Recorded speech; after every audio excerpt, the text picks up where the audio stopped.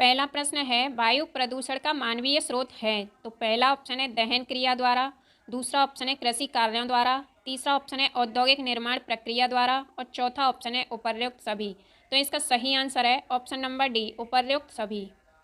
अगला प्रश्न है किस वृक्ष को आतंकवादी की संज्ञा दी गई है। तो पहला ऑप्शन है आम, दूसरा ऑप्शन है बरगद, तीसरा ऑप्शन है नीम और चौथा ऑप्शन है यूकेलिप्टस। तो इसका सही आंसर है ऑप्शन नंबर डी, यूकेलिप्टस या सफ़ेदा।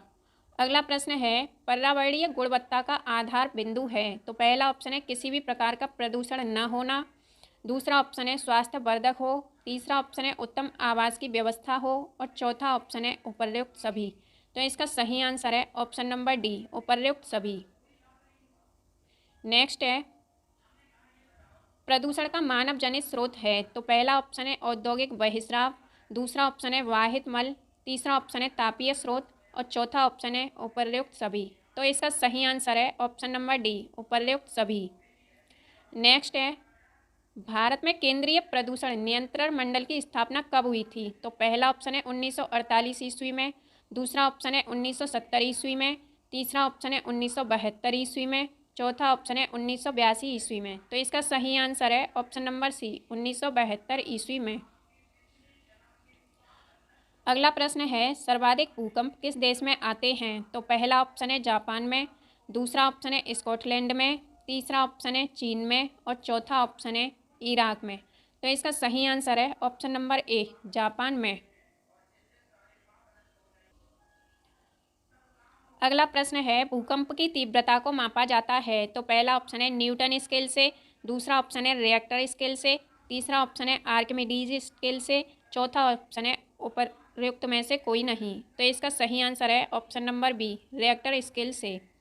अगला है गुजरात का भुज शहर किस प्राकृतिक आपदा से ध्वस्त हुआ था। तो पहला ऑप्शन है अकाल से, दूसरा ऑप्शन है चक्रवात से, तीसरा ऑप्शन है भूकंप से और चौथा ऑप्शन है बाढ़ से। तो इसका सही आंसर है ऑप्शन नंबर सी, भूकंप से। अगला प्रश्न है भूकंपीय तरंगों का मापन करने वाला यंत्र है। तो पहला ऑप्शन है हाइग्रोमीटर, दूसरा ऑप्शन है सीस्मोग्राफ, तीसरा ऑप्शन है ब्लाइमोग्राफ, चौथा ऑप्शन है हीदरग्राफ। तो इसका सही आंसर है option number B, seismograph. Next है भारत में सर्वाधिक चक्रवात प्रभावित क्षेत्र है। तो पहला ऑप्शन है पठारी क्षेत्र, दूसरा ऑप्शन है गंगा का मैदान, तीसरा ऑप्शन है समुद्र तट और चौथा ऑप्शन है हिमालय क्षेत्र। तो इसका सही आंसर है ऑप्शन नंबर सी, समुद्र तट। नेक्स्ट है भारत में पर्यावरणीय विभाग की स्थापना का वर्ष है। तो पहला ऑप्शन है 1950 ईस्वी, दूसरा ऑप्शन है 1975 ईस्वी, तीसरा ऑप्शन है 1970 ईस्वी और चौथा ऑप्शन है 1980 ईस्वी। तो इसका सही आंसर है ऑप्शन नंबर डी, 1980 ईस्वी। अगला प्रश्न है विश्व की प्रमुख आपात स्वयंसेवी संस्था है। तो पहला ऑप्शन है रेड लाइन, दूसरा ऑप्शन है रेड सर्कल, तीसरा ऑप्शन है रेड क्रॉस और चौथा ऑप्शन है लाइफ लाइन। तो इसका सही आंसर है option number C, red cross. Next है भारत में भूस्खलन से प्रभावित है। तो पहला ऑप्शन है गंगा का मैदान, दूसरा ऑप्शन है समुद्र तट, तीसरा ऑप्शन है हिमालय क्षेत्र और चौथा ऑप्शन है थार मरुस्थल। तो इसका सही आंसर है ऑप्शन नंबर सी, हिमालय क्षेत्र।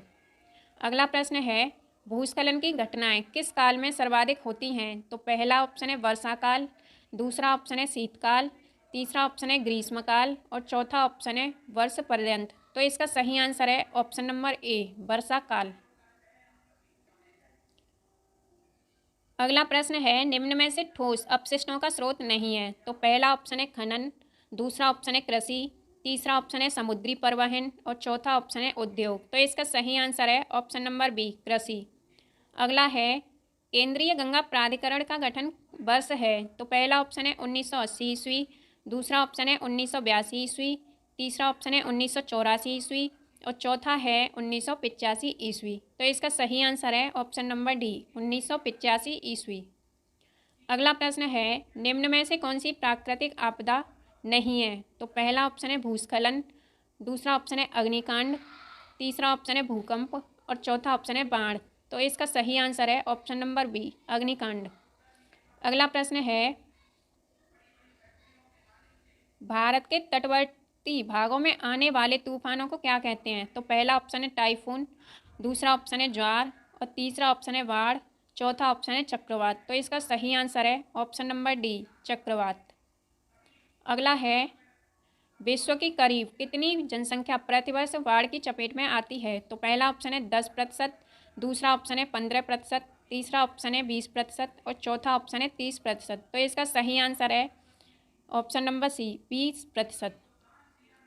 अगला है, जीवों के पारिस्थितिक कारकों का योग पर्यावरण है, ये भाषा किसने दी?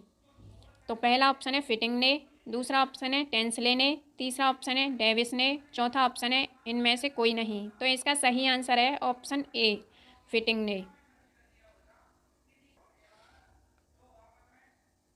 अगला प्रश्न है, निम्नलिखित में से पर्यावरण का प्रमुख घटक है? तो पहला ऑप्शन है मृदा, दूसरा ऑप्शन है वायु, तीसरा ऑप्शन है जल और चौथा ऑप्शन है ये सभी। तो इसका सही आंसर है ऑप्शन नंबर डी, ये सभी।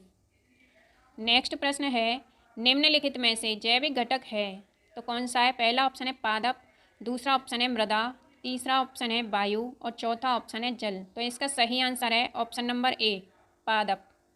नेक्स्ट है, निम्नलिखित में से अजैविक घटक है तो पहला ऑप्शन है वनस्पति, दूसरा ऑप्शन है जंतु, तीसरा ऑप्शन है सौरताप और चौथा ऑप्शन है मानव। तो इसका सही आंसर है ऑप्शन नंबर सी, सौरताप। नेक्स्ट है, पर्यावरण के मुख्य घटकों में या कारकों में से है तो पहला ऑप्शन है जलवायु, दूसरा ऑप्शन है भौगोलिक स्थिति, तीसरा ऑप्शन है वनस्पति और चौथा ऑप्शन है उपर्युक्त सभी। तो इसका सही आंसर है ऑप्शन नंबर डी, ये सभी। अगला प्रश्न है, निम्नलिखित में से पौधे के विकास को प्रभावित करने वाला तत्व है? तो पहला ऑप्शन है मृदा में उपस्थित रासायनिक पदार्थ, दूसरा ऑप्शन है ह्यूमस, तीसरा ऑप्शन है सौर ऊर्जा, चौथा ऑप्शन है उपर्युक्त सभी। तो इसका सही आंसर है ऑप्शन नंबर डी, उपर्युक्त सभी। अगला प्रश्न है, पृथ्वी पर कितने कैलोरी सौर ऊर्जा प्रति वर्ग सेमी प्रति मिनट प्राप्त होती है? तो पहला ऑप्शन है 1.94 ग्राम, दूसरा ऑप्शन है 1.49 ग्राम, तीसरा ऑप्शन है 2.94 ग्राम और चौथा ऑप्शन है 9.14 ग्राम। तो इसका सही आंसर है ऑप्शन नंबर ए, 1.94 ग्राम। अगला प्रश्न है, पारिस्थितिक प्रकृति की संरचना व कार्य का अध्ययन है तो पहला ऑप्शन है ओडम, दूसरा ऑप्शन है हैकल, तीसरा ऑप्शन है टेंसले, चौथा ऑप्शन है वार्मिंग। तो इसका सही आंसर है ऑप्शन नंबर ए, ओडम। अगला प्रश्न है, स्वपारिस्थितिकी में कोई भी जैव जाति निम्न में से किसे भली प्रकार से विकसित कर सकती है? तो पहला ऑप्शन है विभिन्न समूहों को, दूसरा ऑप्शन है जैवीय समूह को, तीसरा ऑप्शन है अपनी वंशवृद्धि को, चौथा ऑप्शन है उपर्युक्त में से कोई नहीं। तो इसका सही आंसर है ऑप्शन नंबर सी, अपनी वंशवृद्धि को। नेक्स्ट है, पारिस्थितिकी का अध्ययन एवं चिंतन का प्रारंभिक वर्ष था तो पहला ऑप्शन है 1680 ईस्वी, दूसरा ऑप्शन है 1685 ईस्वी, तीसरा ऑप्शन है 1705 ईस्वी, चौथा ऑप्शन है 1855 ईस्वी। तो इसका सही आंसर है ऑप्शन नंबर बी, 1685 ईस्वी। नेक्स्ट है, पारिस्थितिक तंत्र या इकोसिस्टम शब्द का सर्वप्रथम प्रयोग किसने किया था? तो पहला ऑप्शन है रॉस ने, दूसरा ऑप्शन है पीटर हैगेट ने, तीसरा ऑप्शन है टेंसले ने और चौथा ऑप्शन है हैकल ने। तो इसका सही आंसर है ऑप्शन नंबर सी, टेंसले ने।